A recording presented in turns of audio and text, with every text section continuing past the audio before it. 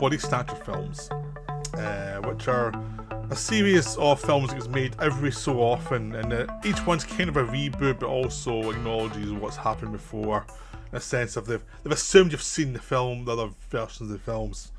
I'm only going to cover basically the Body Snatchers from the 50s, from the 70s, and from 90s. I'm not covering The Invasion. I tried to watch it for this video. I got 10 minutes in, I gave up. I'd seen it before, I know it's rubbish. I tried to watch it for completion's sake for this, and there was like, life's too short. Just, no, I'm not doing this anymore. It's a case of someone who doesn't have a sense of humor try to tell a joke. This one is someone trying to do a horror film that doesn't understand the pleasures of a horror film, where they're putting, just from memory of the film and from seeing those 10 minutes, is like put everything in the wrong place. Like things you build up to for like half an hour, then you get to they're putting the first 10 minutes, and it's like, that's not how you do it. That's like someone not knowing the basic grammar of what they're doing. So I just gave up. In disgust. It's horrific. I mean, I think everyone involved in The Invasion would like to forget they were ever involved in it, because it's a heavily reshot film with different directors, lots of problems. It was just a film I don't think was figured out before they started shooting, and they've had all the wrong people, and it was just a disaster. Which is amazing, because before that, all the films really worked. Like before The Invasion, it was like one masterpiece, one very good remake, and a good modernisation that got hacked about by the studio but still worked. That's what it was. It was like you could watch any of those first three and have a good time. So I'll start with the original. The original, written with Don Siegal, is still my favourite of the three. Set in the 50s, based on a novel by Jack Finney, and Walter Wanger directed it.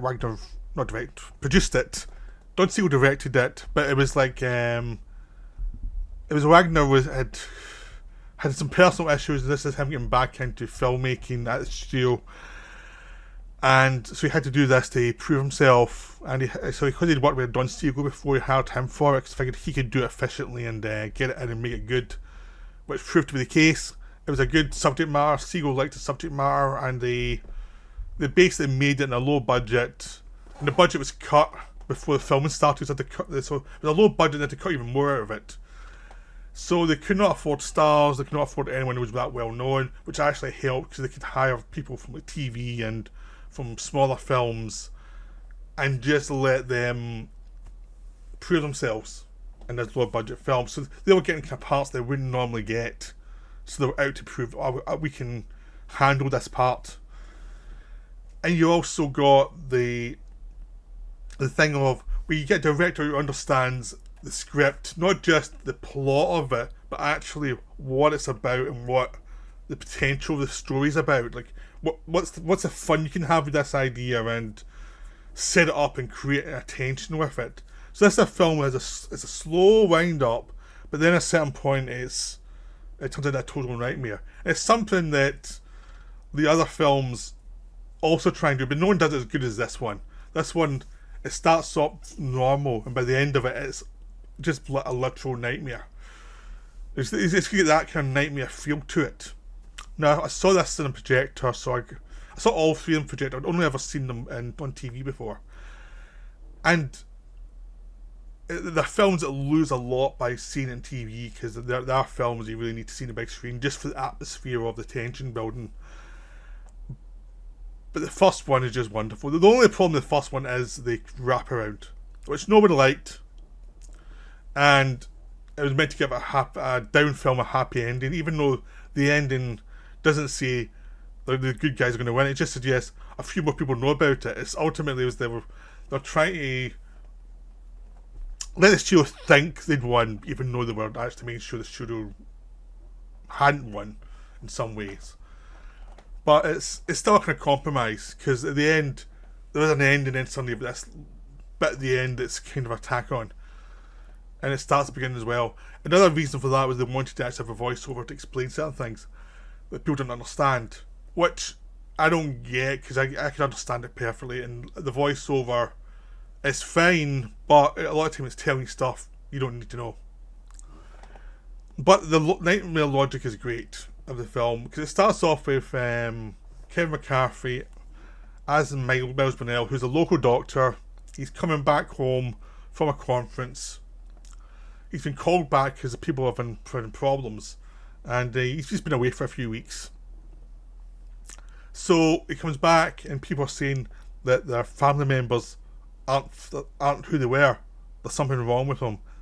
They remember everything, they know everything, they react the same way, but there's something missing. And I'm sure most of you know this already. I'm just doing the basic thing, because if I say with this one, I don't have to explain the other ones. And slowly, he gets more and more details, like there's the build of suspense, the suggestion that something's wrong. Then there's one of his friends finds a dead body in his house and brings him over, and the body doesn't have a finished face and there's no fingerprints, and there's something wrong with it.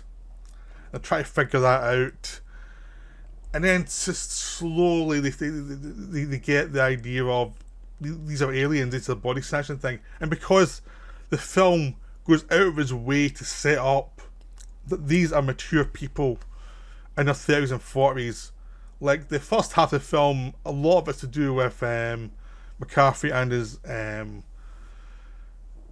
someone who he liked, who's a friend, who she moved away and get married, and he get married, and they come back together, and there's a romance brewing between them. So it really sets up just by their interaction that these are grown-ups. They will not just jump and say, oh no, there's something definitely wrong here. They're not paranoid or anything. So the film builds up so, you know, if these people are spooked, you should take it seriously, because these are not easily spooked people. That's what a good horror film does. It's like a lot of bad horror films just jump at the what's the terror, okay, or we'll make people idiots because they believe it straight away, rather than a normal person wouldn't believe this to start with. You have to really build it so they understand the threat. So if you build a character up and they take it seriously, and you take it seriously, this film understands that perfectly. So basically, the nightmare logic takes over as more and more people are getting possessed. Half the town suddenly seems possessed by everything. People who initially thought that this person wasn't the same now say, no, that's fine, I've just been mad, I've just been a bit crazy. And it was just this sense of the smart thing that the films do is they always start in the middle of the story. It's someone coming into the story halfway through the invasion who are seeing the signs of the invasion, so that when you have to ramp it up, so there's numbers to make it the second half scary and more of a nightmare logic. The numbers are there, and you can see, oh, there's a logic to this, so I can be scared. You know, that's how a proper director makes a proper suspense movie. Like, what the logic holds, I would see if I was watching this, and if someone didn't film it, I would go, nah, what's the point? That's a proper direction, proper writing, and proper producing for making sure that happens. So the film really works because of the characters take it seriously, and the idea's creepy. The idea that someone who you know suddenly is a little bit different and just has no emotion. How creepy that is. I mean, the one thing I would say this film is, because it's so short, you would wish there was a little bit more of the creating the creepiness of the whole thing, because it goes at quite a clip to get to the scares, but it's still a slow build up. But you actually realise as you're watching it, it's actually coming a lot quickly. It's just, but also as Siegal knows how to pace it so that you're getting lots of information, but it still has that slower pace and slower build. So you're getting what you need from it, but also you're getting quite a lot subtly all the time, things you're picking up on. So it's an extremely well directed film, made by someone who actually cares what he's doing and wants to make a good product and understands that it's a good idea. And Siegal comes into his own in the second half, where he gets to make it full film noir, when they're suddenly getting chased and people they're in the town, and people suddenly know that they're the wrong, the people who are human are now the wrong ones, and the people who are aliens are the right ones, and it's like suddenly they're being chased by everybody. And Siegal always moves a clip where it's a nightmare logic, but also things that are always happening that are logical, and are building on the idea of these creatures do not see themselves as the villains. They think they're helping people because it's like, look what you're doing to yourselves. You're destroying yourselves for stupid wars for no reason. Like, what does emotion really get you? And of course, they're right. But still, they're creepy. And it's like, and just this irrationality in your mind of what's acceptable and what's not is the film's playing in that, an idea of what you're really scared of by losing your emotions. And there's an intellectual element, but there's also the nightmare logic that Siegal brings up all the time of just the way he frames people within shots, the way he frames people within landscapes as they're running. Like, as soon as the town's after them, Siegal's having a ball with all these noir shots. It's just great. And if you see the big screen, it just becomes this sort of ever-developing nightmare. And there's this one wonderful scene where they hear music and they think, oh, we've been saved, we've been signed to humanity again after this horror. And it turns out it's a radio, and the support people just turn it off because they've no interest in that. And it's like this crushing blow. So this film is just wonderful. It's just really well done. He can do it better. The interesting thing is when Phillip Kaufman came to do the remake, because basically it was a film for hire. He'd been fired from Outlaw Josie Wales, which he'd written, so it was a job. And the thing is, he respected the original and understood you can't do it better than what Siegal did with it, so you have to do it different. So he changed it to being in a city rather than being a small town. So you get the tension of being in a city and being kind of feeling alone in the city, the way people can be lost in the cities. And that becomes the new dominant thing that creates a different atmosphere for the film. You're in a city. Donald Sutherland's now the lead character with a similar name but not quite the same. Brooke Adams is now the love interest. Jeff Goldblum is one of the pals. Veronica Cartwright's his wife. Leonard Nimoy is a psychiatrist who's a pal of both of them. And this sense of just people being isolated and alone in a big city, and how creepy it can be, how people can disappear and suddenly appear just to be like blank, and no one will care because that's the way cities are anyway. And just the creepiness of that means is like you have a whole new thing to play with. And also when things go wrong, before we get out of a town, which is hard enough, now you're in a city. It's so much harder once you realise you're in trouble. And the good thing is, Kaufman has actors who are not genre actors. These are people who approach the parts as characters first in a situation, who will not ham it up. And he stays on all the actors to make sure they don't ham it up. I mean, Jeff Goldblum can be hammy, but he's kept down to being like, no, this guy's scared. This guy's always scared until he's taken over. And Veronica Cartwright's a person who is not ready for this at all, but she just tries to keep going, even though she's not really ready for what's going on.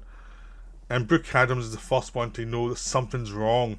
Her something's wrong with him, and he's trying to turn him into a pod person.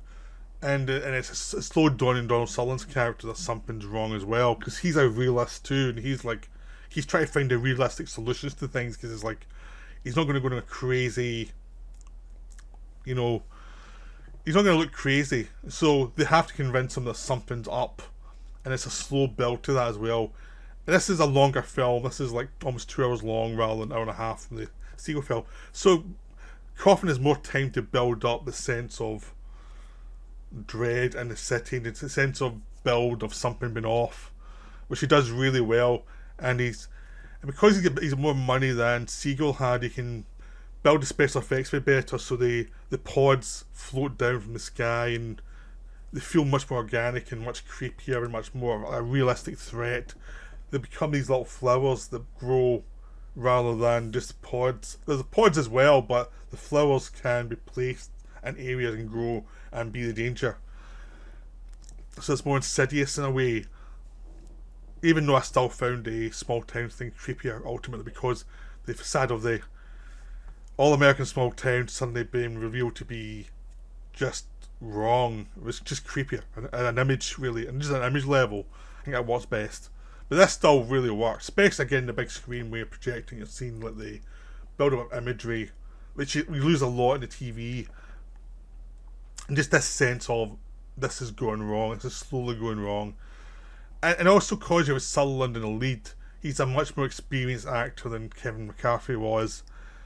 And he's a better lead, to be honest. Like, he can handle dialogue scenes and potentially absurd dialogue scenes in a more interesting way. But he doesn't have the same mania that Kevin McCarthy had, which is sometimes the purity of, like, almost the kind of potential hamminess of a less experienced actor sometimes works in this kind of material more. But it's a different note and a different thing. It's just a sadder performance. And you get a sense by the end he's just giving up. So it's a very different performance. And again, because they cast someone different from the original cast and actually let them approach it differently, it gives it a different feel, which makes it work. So you don't feel you're watching the same film again, even though you essentially are. Like, Kaufman understands the original film and he loves the original film, so he does play homage to it over time, over certain points. Kevin McCarthy turns up at a certain point as a guy on the run from the pods, is a rephrase of the end of the first film, when he's saying, "They're here already, you're next," and he's doing this one as well. There's Don Siegal turns up as a cab driver later on as well, and he's been possessed. So it's like it pays homage, and also there's moments like the idea of the music, it turns out to be the radio. They have that as well. They have the controversial ending where Don Sutherland gets taken over. He's the hero and he ends up being taken over rather than surviving. And which I like. It works better as Nightmare Logic than something that's... if you first see it, it can feel a bit like they're trying too hard, but actually it kind of works in the sense of, we can see the big screen, the idea that he just gave up. Is like, what's the point? It works better that way. But as a scare thing, I'm not so convinced that it's an amazing scare. I just think it's a nice little creepier idea than anything. Because it's rare you see a hero just give up after he's lost everybody. After he's been fighting the whole movie and just kind of gives up. I like that as a grown up. As a younger person watching the film, it's a bit annoying, but as a grown up, it's much more interesting. So this is a very good film. I like Phillip Kaufman as a director. Not everything he makes is great, but when he's on form, he can be really good. Now we go to the Abel Ferrera one, which is was butchered by the studio. This is like 80 minutes long, and you can tell it was butchered. There's sections throughout the film that obviously there's something missing. There's obviously they would there's bits where you just feel it, that there's something was meant to be built up here and is gone. And it's like, it's obvious the studio didn't have faith in the film. There's a bit at the end when they're blowing things up, which feels a bit tacked on. Even though you know from the logic of the film it's not. It's just because you get a sense of there's some scenes missing that would have given you the pause, then you go to this other scene. That happens throughout the film. There's a sense of the studio was not behind this film. They did not want... They had to release it, but they tried to cut it down as short as possible just to get it out. And it's a real shame because it's a good film. There's really some wonderful stuff in it. There's really creepy things. It's about a family who move out to an army base. The father's an environmental scientist in a